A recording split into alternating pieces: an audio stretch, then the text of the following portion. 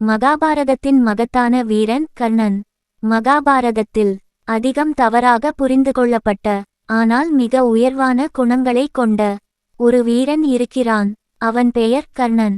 பிறப்பால் அரசகுலத்தவன், வளர்ப்பால் தேரோட்டியின் மகன், குணத்தால் ராஜசிக வீரகர்ணனின் பிறப்பு ரகசியம். குந்தி தேவி சூரிய பகவானை துதித்தபோது அவரது வரத்தால் கர்ணன் பிறந்தான். பிறந்தவுடன் கவசமும் குண்டலமும் இயல்பாகவே உடலில் இருந்தது. இதுவே அவனை அமரனுக்கு நிகராக மாற்றியது. ஆனால் சமூக பயம் காரணமாக குந்தி அவனை கங்கை நீரில் விட்டாள். அவன் வளர்ந்தது அதிரதன் என்ற தேரோட்டியின் வீட்டில். கர்ணன் வீரனாக உருவான கதை. கர்ணனின் கனவு ஒன்றே, அர்ஜுனனை விட சிறந்த வில்லாளர் ஆக வேண்டும். துரோணாச்சாரியர் சூத்ரன் மகன் என்பதால் அவனை மறுத்தார். அதனால் பரசுராமரிடம் பிராமணன் என்று போய் கூறி வித்தியை கற்றான். இந்த பொய்க்காக பரசுராமர் ஒரு சாபம் கொடுத்தார்.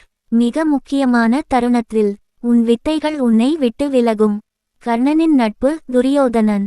கர்ணனின் திறமை கண்ட துரியோதனன் அவனை அங்கதேச மன்னன் ஆக்கினான். அன்றிலிருந்து கர்ணன் துரியோதனனின் உயிர் நண்பனாக மாறினான். நட்புக்காக தர்மத்தையே எதிர்த்தான் கர்ணன். கர்ணனின் முக்கிய சிறப்புகள்: சிறிய நீல வைரம் 1, தானவீரன், தானசூரன். கர்ணன் கேட்டவர்க்கு இல்லை என்று சொன்னதே இல்லை. இந்திரன் தானே வேடமிட்டு வந்து கேட்டபோது கூட தன் கவச குண்டலங்களை தானமாக கொடுத்தான். இதுவே அவன் மரணத்தின் முக்கிய காரணமாகவும் ஆனது. 2, அசைக்க முடியாத தர்ம உணர்வு.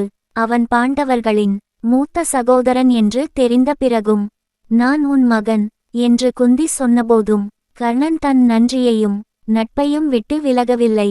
3, அபார வில்லாற்றல்.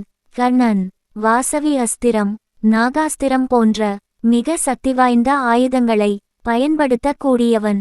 பலமுறை அர்ஜுனனை வீழ்த்தும் நிலையில் வந்தவன். கர்ணனின் மரணம் ஒரு வலி நிறைந்த உண்மை. குருக்ஷேத்திர போரில் கர்ணனின் இரத சக்கரம் பூமியில் சிக்கியது. அதே நேரத்தில் பரசுராம சாபம் செயல்பட்டு அவனுக்கு மந்திரங்கள் நினைவில் வரவில்லை. அந்த தருணத்தில் அர்ஜுனன் விட்ட அம்பு கர்ணனை வீழ்த்தியது. ஆயுதமில்லாத நிலையில் ஒரு வீரன் கொல்லப்பட்டான்.